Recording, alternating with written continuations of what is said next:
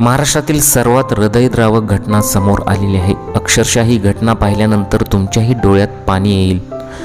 फोटोमध्ये तुम्हाला एक घर दिसत आहे। त्यांची उंची साधारण कमीच आहे, परंतु वरती पत्रा सुद्धा दिसत आहे आणि याच घरामध्ये 9 महिन्याच्या बाळाचा मृत्यू झालेला आहे। तुम्ही म्हणाल मग मृत्यू कसा झाला? चला बघूया ही संपूर्ण घटना। औसा तालुक्यातील गोंदी येथे ही घटना घडलेली आहे।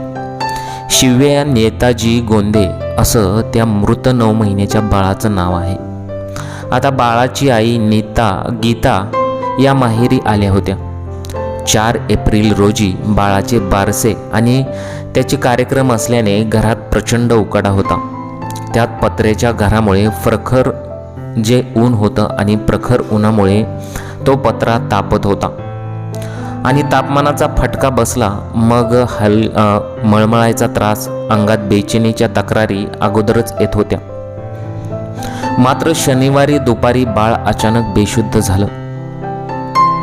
बाळाला तातडीने रुग्णालयात हलवण्यात आलं, मात्र उपचारापूर्वीच त्या बाळाचा मृत्यू झाला। शिव्या गोंदे ही 9 महिन्यांची चिमुकली आईसोबत माहेरी आली होती। माहेरी घर कमी उंचीचे पत्र्याचे असल्याने तिथे प्रचंड उष्णता होती। आता पत्र्याच्या झळांमुळे झोळीत झोपलेल्या बाळाला उष्णतेचा झळा बसल्या होत्या आणि तीव्र फटका बसल्याने त्या बाळाचा मृत्यू झाला असं नातेवाईकांचं म्हणणं आहे। तिची हालचाल मंदावल्याने तिला तातडीने रुग्णालयात दाखल करण्यात आले होते, मात्र तिचे दुर्दैवी निधन झालेले आहे। अक्षरशः अशा प्रकारे 9 महिन्यांच्या बाळाचा मृत्यू झाल्याने संपूर्ण महाराष्ट्र हळहळ व्यक्त करत आहे।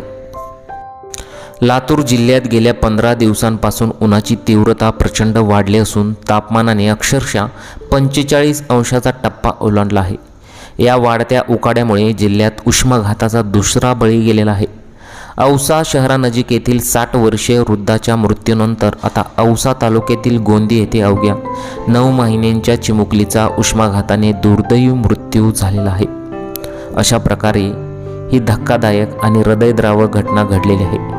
त्यामुळे सर्व नागरिकांनी काळजीही घेतली पाहिजे। ज्या काही उष्माघाताचे परिणाम आहेत त्याच्या विरोधात जे काही आपल्याला करता येईल त्याबाबतच्या ज्या काही उपाययोजना केल्या पाहिजेत। जर तुमचंही घर अशा प्रकारे छोटंसं असेल तर पत्र्यावरती तुम्ही काहीतरी उपाययोजना केल्या पाहिजेत, जेणेकरून तुमचं जे घर आहे ते गरम होणार नाही किंवा उष्णता लागणार नाही। अशा प्रकारच्या सुविधा तुम्ही केल्या पाहिजेत।